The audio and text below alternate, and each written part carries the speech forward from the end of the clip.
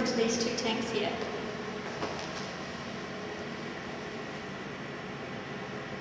And then what do you do with it? It goes, we'll show you the process in a minute.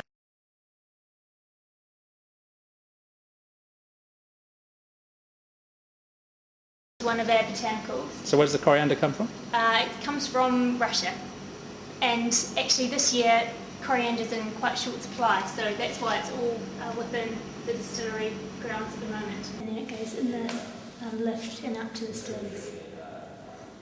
So these guys have weighed up what they need for the one distillation process, Yeah. and So each one of those goes into one of the stills, does it? Yeah. So you're doing 2 tomorrow then?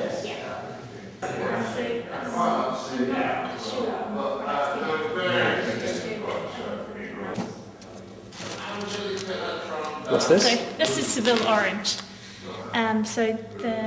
If I just give you one of these, and so what they do is they peel it all by hand, and then they hang it out on the clotheslines so it all dries, and then it's packed, and then this is how we buy it.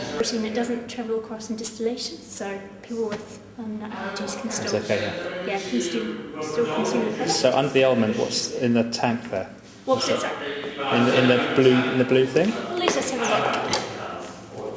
look. That's coriander seed. Oh wow. And if you smell this, as I said, we use Russian or Bulgarian coriander. And if I ground it up for you.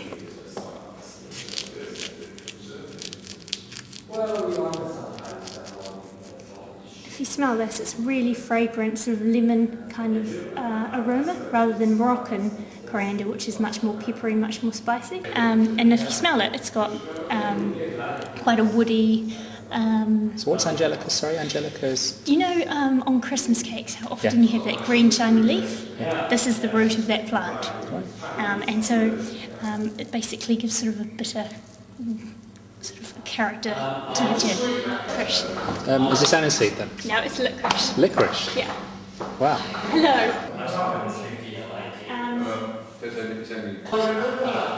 To be called distilled gin.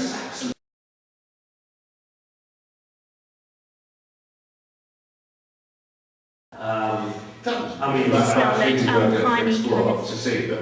It's reminiscent of gin. It was a really hot summer in Italy. The juniper crop was much reduced compared to previous years, so we had to buy it really quickly. So we bought it first time, which is it's 2 years production, just in case for some reason we can't get. You could store it like that. It's like a lemony kind of fragrance to it, rather than Yeah, it's quite different from the herb, isn't it? Yeah. Almond, and we use a bitter almond. To try it, goodness me. It doesn't come from Yorkshire. No. No. Aromatic, floral sort of character to it.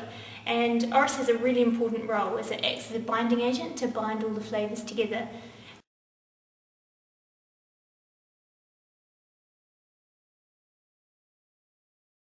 Tomorrow, when the stills are turned on, and so that starts the distillation process. Right. You don't... About 2 or 3 times a day.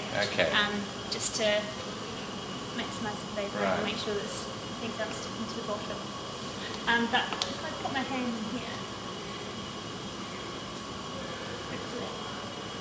this is the new distillery. Yeah. Three. No, on the other side. Yeah, these are rectified still. So when we didn't, when a spirit that we were receiving wasn't that clean, we used to clean it up on site. But we get really clean spirit now, so it's not something we have to worry about.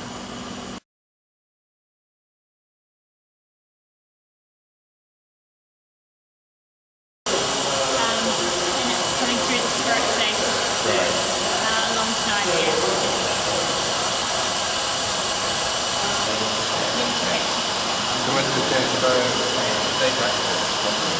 Angelica distillery which dates back to 1820, and he started distilling in the early 1860s.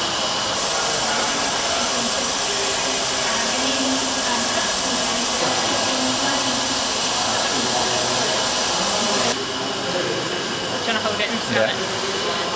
This is which is much more rooty in flavours, and citrus comes across first because those flavours are more reduced to bottling stream. And so since we operate 5 stills here, we store all production for a week on this site, and then it's taken to Scotland where it's bottled, and that just ensures that if there's any differences between stills, that the batch is always consistent.